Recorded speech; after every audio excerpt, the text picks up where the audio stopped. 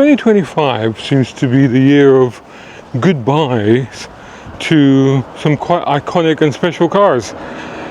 Just recently, some of you may have seen, I did a video tribute, goodbye if you like, to the Nissan GT-R, because of course that's now discontinued production. Now they are saying that they will bring that back at some point in the near future, but I suspect it'll be quite a different car than what we have become used to with the GT-R series.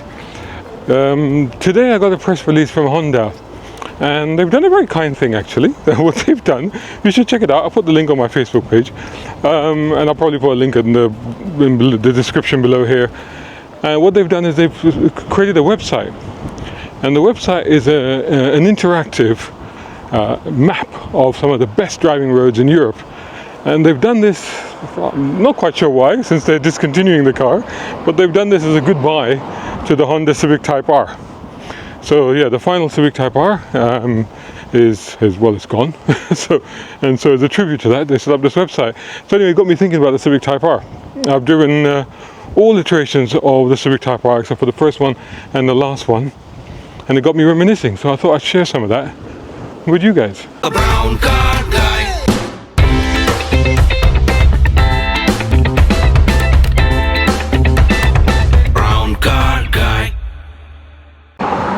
So the Honda Civic Type R we first got back in 1997, ran till 2000, and that was the EK9 based on the 6th Gen Civic.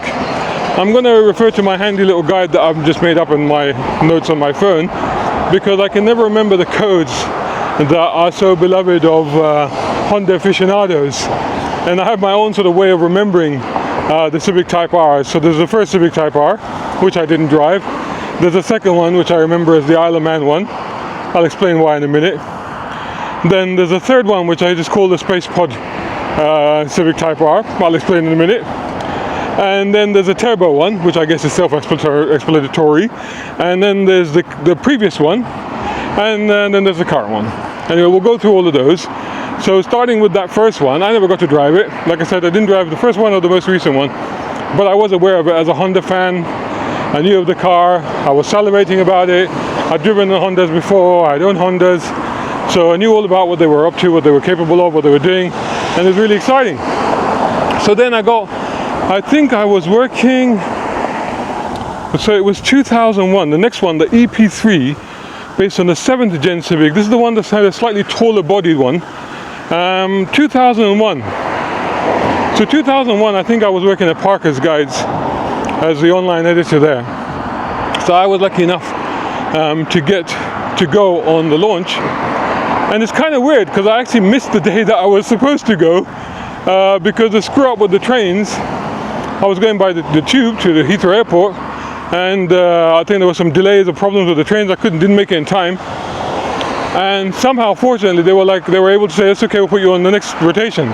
So I was able to go the next day, and it was quite fortuitous because it turned out that the day that I missed, because part of this event was amazing, it was an incredible event, and what they had done is that we were going to drive these Civic Type R's around the Isle of Man. Isle of Man, as some of you will know, outside of towns, it does not have a speed limit effectively. And not only does it not have a speed limit, but they were going to close off, or they did close off, a section of the Isle of Man TT course for us to drive the cars on.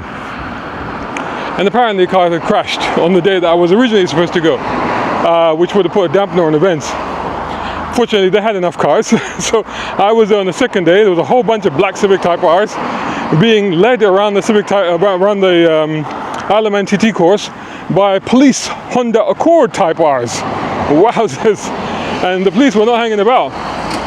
So I remember at one point, sharing the car with another journalist, as you usually do back then. And I switched places with him just as we were about to go into the closed road section. So we were at the bottom of a mountain road, and they gathered us all there, and the police were like, just wait here, we're going to clear the road, make sure it's clear and stuff like that. Then they said, yeah, it's clear, and the police went ahead. And I think we were the third car in the convoy. I think there were 6 or 7 if I remember correctly, not 100% sure about that. There were quite a few of us. So the third car in the convoy, I was driving up the hill, up the mountain road. And I was still on my side of the road. I was using all the performance of the car, but I was still on my side of the road, right? So the journalist next to me reminded me, he said, look, the road's closed. you can drive it like a racetrack. You can cut the corners. I'm like, oh yeah, you know, the road is closed. It's all ours. So I cut the first corner, cut the second corner. Was just about to cut the next third. A blind, I think it was a right-hander. I think it was a bloody Volkswagen Polo, so I come around the other side. I was like, oh shit! So the Polo had just missed me, missed the first 2 Civic Type Rs, and missed the rest of the 4 or 5 others that were coming up the hill. You know, in those days, you know, we didn't have like, you know, anything to communicate with easily. And I believe when he got to the bottom, he was promptly arrested because apparently he was in a place that he was not supposed to be. Because of those days, if you remember, we had something called foot and mouth disease. So many areas were restricted or closed off. And I think maybe there was a couple in there and they were having a rendezvous in a place where they were not supposed to be. So the police didn't appreciate that. Of course, they probably needed new underpants by the time they got to the bottom. Because they just almost died 7 times. I hope there were cats with 9 lives. Anyway, but then nonetheless, didn't spoil our fun. We drove these cars hard and fast across the Isle of Man TT's course. We stopped at one of the major, I think it was like a cafe or something where they stopped. It's funny because the police coming up to us, it's the weirdest experience of my life. The police officers coming up to you and saying, we hope that didn't, you know, didn't destroy your enjoyment of the car and the road. Hope you were able to drive it as quickly as you wanted to. Yeah. So that was epic. And it was an epic trip because I had Norman Wisdom with us for dinner. That great, iconic comedy actor, Norman Wisdom. The British Jerry Lewis, if you want, if people don't know him, but he was internationally famous. And we had Dougie Lampkin with us as well, who also did this phenomenal exhibition of his unbelievable gravity-defying skills, where he was like a mountain goat just riding up the side of a cliff. Till now, I don't know how he did that, but extraordinary guy. So that was memorable, and we even got a minted coin of it, which I still have somewhere. So it's a very memorable experience. So it's a great car, amazing experience, and of course that Civic Type R was an icon. The next one I didn't drive. The next one, okay, let me give you the details of that one. The next one was the 3rd generation FD2 and FN2, based on the 8th generation Civic that ran from 2007 to 2011, I should say. Why the 2 codes? Well, the FD2 was a Japanese market Civic Type R, and it was a saloon. So some parts of that region, that parts of the world, some people got that one. But the one that was built in the UK and which Europe got and the rest of the world got, and eventually even in the UAE, and I might want to claim some credit for that because I was pushing the UAE offices quite hard to bring in the Civic Type R in the dealership. So we got the FN2 hatchback, which I always call the space pod, because I had seen the launch not of the Type R, but the reveal of that Civic, that generation Civic, at the Geneva Motor Show, when in the year that it come out. So that thing ran from, did I say where they ran from? 2007 to 2011, so 2000 maybe 6 or something. It would have been actually 2005, I think, because 2006 I went to Dubai. And I know I was with J2 Dynamics, I believe, my previous employer. So it must have been 2005 Geneva Motor Show that I would have seen that generation Civic. And when they unveiled it, it just looked like something from outer space. I thought it was like a space shuttle from the Starship Enterprise. I thought it was extraordinary. I absolutely fell in love with it. And when they came out with the production model, it was almost the same, apart from I think they changed the wing mirrors. So that was extraordinary. And then they based the Civic Type R on that one. I thought it was incredible. Now I know that there isn't as much love for that Civic Type R as the previous one. And you know, a lot of people they talk about, oh, the suspension. I think it didn't have the independent wishbone suspension, if I remember correctly, something like that. But to be honest with you, okay, maybe on track at 10/10ths, that you may have been able to tell the difference. But the reality was that in everyday usage, you can't really tell. And a lot of reviewers, if they were being really honest with themselves, said that was a great car, and it's still a great car. And I would have one today. Now the previous one, the AP3, I mean EK9, I should say, are very rare, very valuable. EP3 also quite expensive now. You know, collector's value gone up. The FN2 actually are quite affordable. So you can still pick them up for less than like 5k easily from that up to like whatever, depending on the quality of the car. So there's still plenty of those around. There's plenty available, and they're quite cheap. I would seriously consider having one myself, honestly, as a runabout. But the trouble is that with the Civic Type Rs, up till this one, these are cars that you don't really get to enjoy until you rub the nuts off them. So I'm finding when it came over to UAE, I took it along my favorite roads, up to Kalba Road, up into the mountains. So a little hot hatch. Drove around Dubai, it was fun, but then I got out onto these roads, up into the mountain, going towards Kalba, up into the mountains, redlining it all the way up the mountain. That's when it comes alive. That's when you go, all right, this is what Type R is all about. And I always feel that if I had a Type R here in London right now with these 20 miles per hour limits, it would either be boring or very frustrating, or both, you know? So I don't think it's the right car if you live in a city. But if you live somewhere where you can open it up every now and then, get near that red line, then it's just bliss, absolute bliss. So this problem was actually solved by the one that followed it, and that was the 4th gen Civic Type R, the FK2, based on the 9th gen Civic. This was out from 2015 to 2017. Now, I never got to drive a full production model of that car, but I did drive an early production or prototype testing model, believe it or not, in Japan. So I think in that 2014 must have been, late 2014 or early 2015, I'm not 100% sure, it must have been 2014, because I think it was just before it came out. And we did a trip with Honda to Japan. And as part of that, we went around various factories and facilities. We went to Tochigi. And in Tochigi, we got to see quite a bit of stuff. We got to see some concepts, we got to see some classics. We got to get a ride in an Accord, which back then, in 2014, we're talking about a decade or more ago, was demonstrating autonomous driving. So it was driving us around, self-parking, stuff like that. But one of the things we got to experience was we got a couple of laps of the bowl each, driving this turbocharged Civic Type R. What was it again? I think I can't remember the codes. FK2.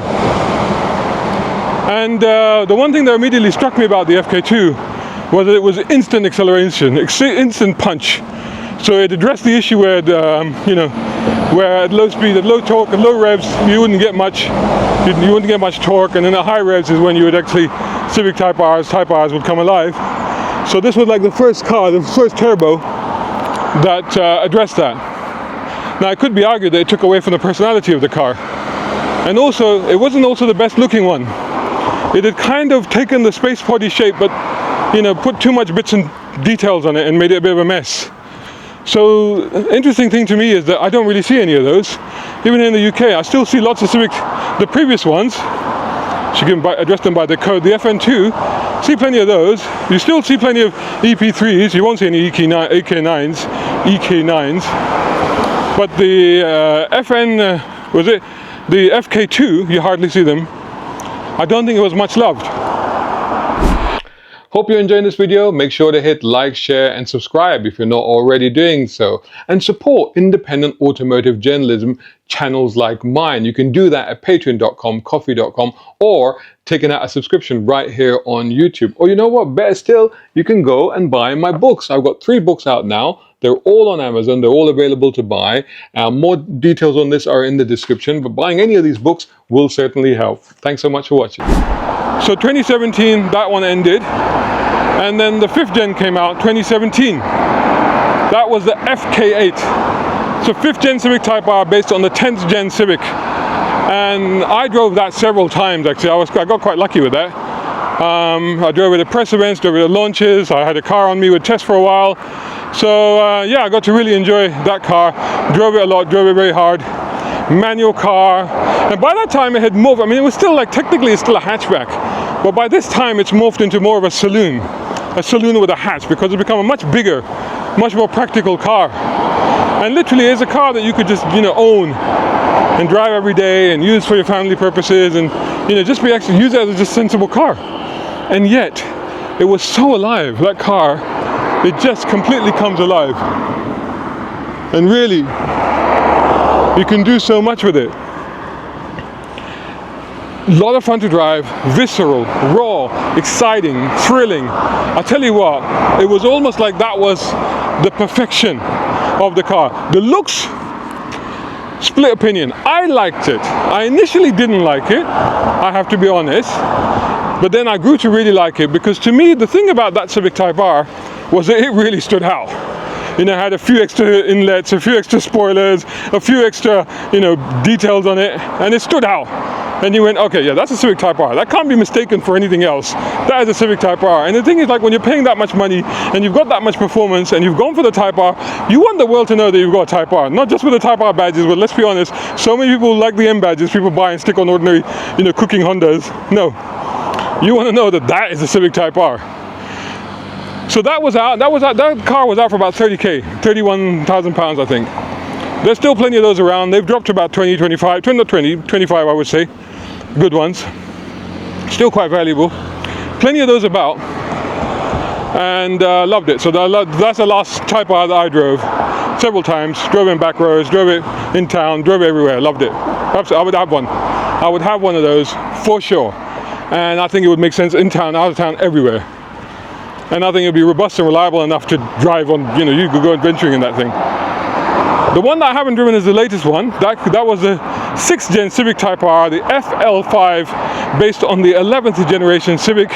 It came out just 3 years ago in 2022. So just 3 years ago, 2025 is discontinued. And that, to me, there were two problems with that car. Apart from the fact that I never got to drive it. I mean, twice I tried.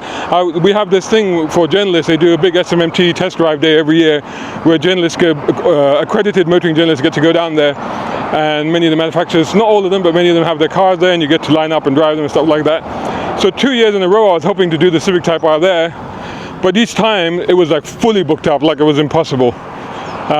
So sadly I've not been able to drive that car. A friend of mine has bought one in Dubai. So a good buddy of mine, he bought one in Dubai. He loves it. He swears by it. But it's interesting they bought it in Dubai, because I've hardly seen any of them on the road here. I hardly know of anybody that's bought them here. And it's not altogether surprising, because, like I said, there were two issues with the car. First of all, I'll come back to that in a minute, but first of all, I think the looks were subdued. Compared to the previous Civic Type R, I think this one, they toned it down quite a lot. Which I guess, you know, I suppose if they're trying to get bigger market segment, it would make sense. But no, you don't want the biggest market segment with a Type R. You want exclusivity, and you want the world to know that it's a Type R.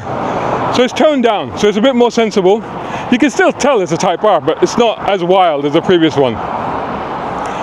But the second thing, and the biggest problem with it, was the price jump. So as I mentioned, brand new, the price of the previous car was 31k. This one came out, went up to 50k. I mean, that's not an increase. That is a complete whole new sector. That's a whole other segment altogether. 50k.